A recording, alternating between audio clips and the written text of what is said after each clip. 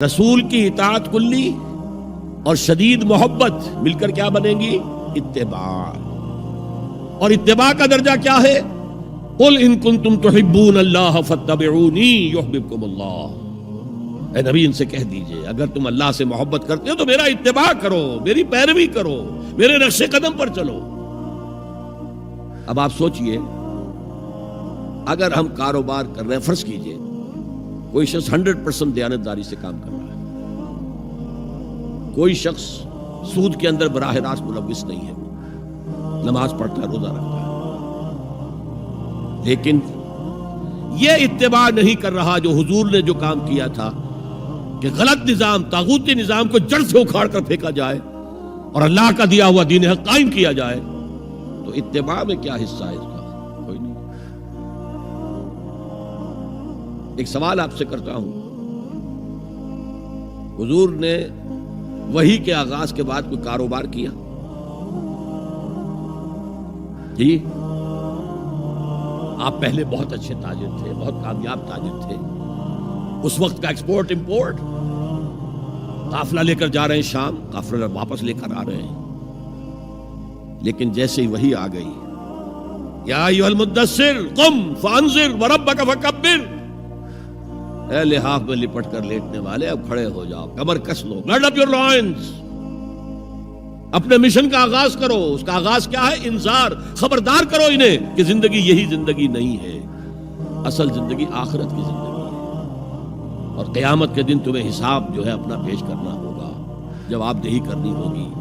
You will have to face the grand accountability of the day of judgment.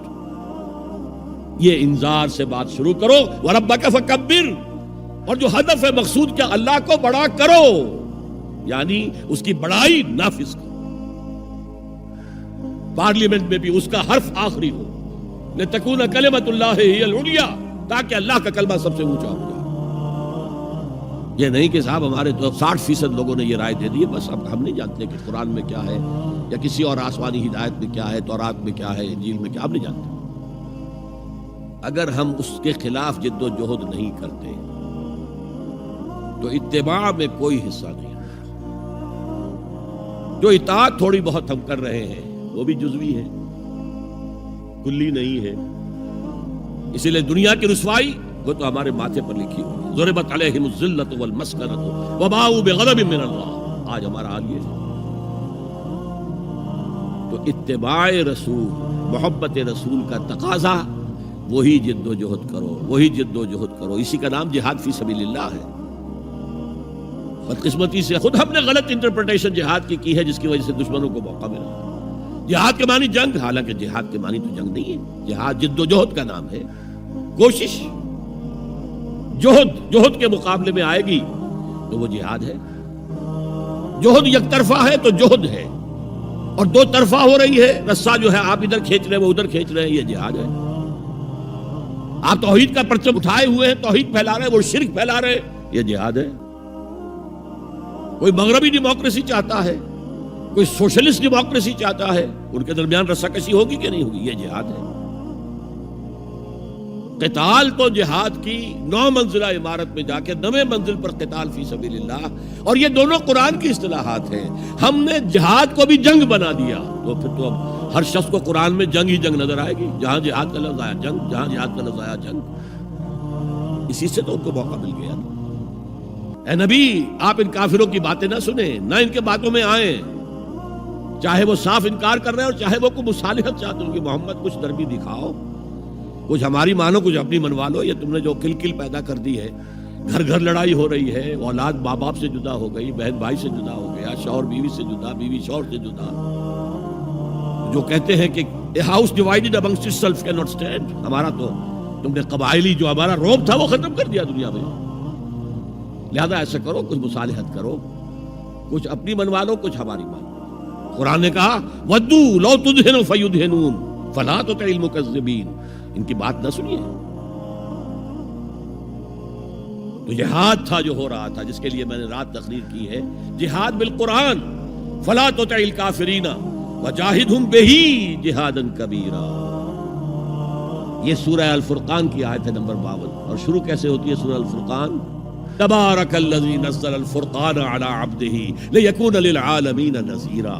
بڑی بابرکت ہے وہ ذات جس نے اپنے بندے محمد پر صلی اللہ علیہ وسلم یہ الفرقان نازل کر دیا تاکہ تمام جہان والوں کو خبردار کر دے. انذار، اور وہ پوری نوع انسانی کے لیے انذار. اسی میں آگے آتا ہے اسی صورت میں فلا تطع الکافرین، اے نبی آپ ان کافروں کی باتیں نہ مانیں، نہ سنیں، نہ توجہ دیں. وجاہدہم بہ، اس قرآن کے ذریعے سے جہاد کیجئے. 12 برس مکے میں قرآن کے ذریعے سے جہاد ہوا ہے.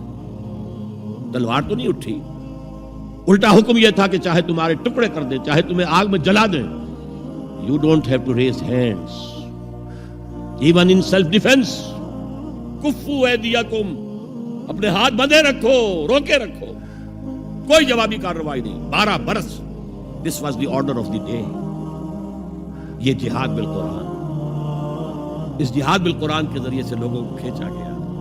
پھر بیعت لے کر ان کو منظم جماعت بنایا گیا. پھر ان کا تزکیہ کیا گیا. تزکیہ کس بات کا؟ دل میں کوئی ولولہ، کوئی امنگ، کوئی حوصلہ، کوئی طلب، کوئی مقصود نہ رہ جائے سوائے اللہ کی رضا کے حصول کے اور آخرت کی فلاح کے حصول کے. جب تک پاک نہیں ہو جائے گا دل، جب تک دل سے ساری امنگیں، ساری ایمبیشن نہیں نکل جائیں گی سوائے اللہ کو راضی کرنا اور آخرت کی فلاح طلب کرنا. یہ ہے تزکیہ. یتلو علیہم آیاتہ ویزکیہم ویعلمہم الکتاب والحکمہ.